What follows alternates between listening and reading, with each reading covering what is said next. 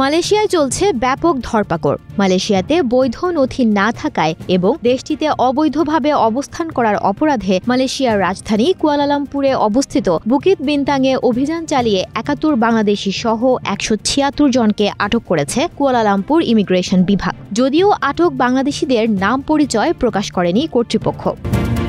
বুধবার স্থানীয় সময় সন্ধ্যা ৭:১৫টায় রাজধানী কুয়ালালামপুরের বুকিত বিন্তাং থেকে তাদের গ্রেফতার করা হয়। কুয়ালালামপুরের অভিবাসন বিভাগ জানায়, বুধবার সন্ধ্যায় হটস্পট হিসেবে পরিচিত বুকিত বিন্তাংয়ের জালান আলোর আশেপাশে অভিযান চালিয়ে ১৭৬ জন অভিবাসীকে গ্রেফতার করা হয়েছে। তাদের মধ্যে ৭১ জনই ছিল বাংলাদেশি। এক বিবৃতিতে কুয়ালালামপুরের অভিবাসন বিভাগের পরিচালক ওয়ান মোহাম্মদ সৌফি ওয়ান ইউসুফ জানান, কুয়ালালামপুর সিটি হলের সহযোগিতায় শুরু হওয়া এই অভিযানে ৭১ জন বাংলাদেশি ছাড়াও মিয়ানমারের রয়েছে ৬০ জন, ইন্দোনেশিয়ার ২৪ জন, নেপালের ১৬ জন, পাকিস্তানের ৩ জন, মিশর ও সুদানের ১ জন করে নাগরিক রয়েছেন। গ্রেফতারকৃত নথিপত্র ও পরবর্তী পদক্ষেপের জন্য কুয়ালালামপুর ইমিগ্রেশন সদর দপ্তরে নিয়ে যাওয়া হয়েছে বলেও জানান তিনি।